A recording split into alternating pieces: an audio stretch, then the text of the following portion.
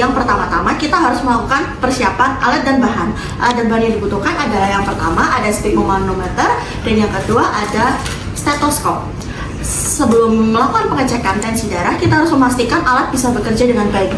Untuk bagian sphygmomanometer ini terdiri dari 4 bagian utama, yaitu yang pertama ada bagian manset, lalu ada bagian manometer, bagian pompa udara, dan ada katup udara. Sebelum digunakan, kita harus pastikan kalau manset ini tidak berisi udara, sehingga kita harus menekan manset ini sehingga udaranya keluar. Lalu yang kedua, kita harus memastikan bahwa pompa bisa bekerja dengan baik dengan cara menekan pompa. Lalu yang ketiga, kita juga bisa memastikan bahwa katup udara ini bisa dibuka dan ditutup. Dan yang terakhir, kita harus memastikan bahwa manometer ini bisa bekerja dengan baik dengan cara menekan pompa. Selanjutnya, untuk stetoskop, kita harus mengecek apakah stetoskop sudah bekerja dengan baik atau belum dengan cara kita pakai stetoskop, lalu melakukan pengecekan stetoskop dengan cara menekan pada bagian membran stetoskop. Apabila tidak terdengar suara, bisa diputar pada bagian selang hingga stetoskop bisa terdengar kembali. Baik, selanjutnya apabila sudah siap, kita akan melakukan persiapan pasien, di mana pasien di sini duduk tegak dengan posisi yang rileks. Apabila pasien masih belum rileks, pasien diperkenankan untuk duduk dulu selama 10-15 menit sampai pasien tenang dan rileks.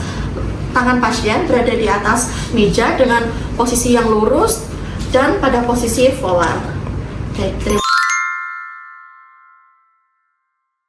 Selanjutnya, kita akan melakukan langkah-langkah pengukuran tekanan darah. Yang pertama-tama, kita akan melakukan palpasi pada daerah pergelangan tangan untuk menentukan dan menemukan arteri radialis yang ternyata sejajar dengan ibu jari atau os radius. Lalu apabila sudah ditemukan, kita lanjut untuk mencari atau meletakkan 3 jari pada fossa cubiti untuk menemukan arteri brachialis. Baik, apabila sudah ditemukan, kita bisa mulai melakukan pengukuran tekanan darah. Yaitu pertama kita pastikan bahwa manset ini sudah tidak ada udara lagi yang terperangkap. Lalu kita pasangkan manset pada lengan pasien yang terletak 3 jari di atas fossa cubiti dengan selang berada di atas dan di depan. Kita pasangkan manset secara rapat supaya nantinya tidak akan mempengaruhi hasil. Selanjutnya, manometer ini diletakkan pada bagian bawah manset.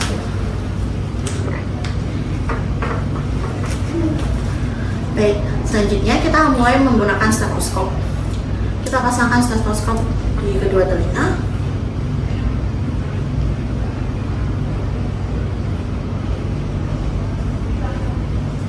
Selanjutnya kita selipkan stetoskop pada bagian bawah manset di sini.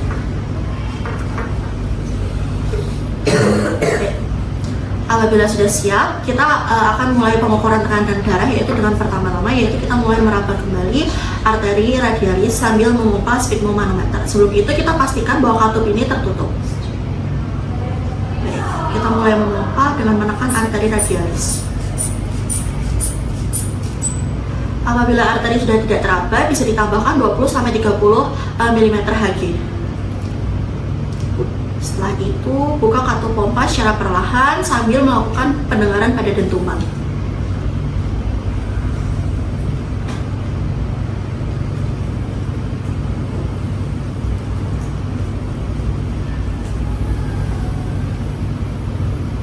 Baik, hasil pengukuran ditujukan dari dentuman pertama yang menandakan tekanan darah sistol dan dentuman kedua sebelum suaranya menghilang sebagai tekanan diastol. Pada pemeriksaan pasien didapatkan hasil pengukuran sistol yaitu 120 mm Hg dengan pengukuran diastol 80 mm Hg.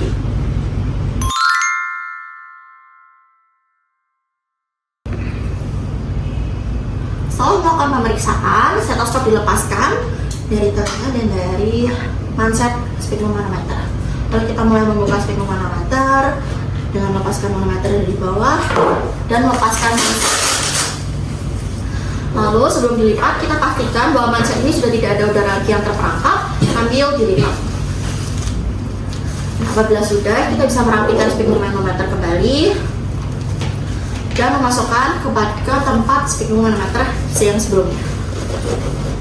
Begitu juga dengan stetoskop, setelah digunakan, kita bisa merapikan kembali stetoskop dan mengembalikan stetoskop pada tempat yang telah disediakan.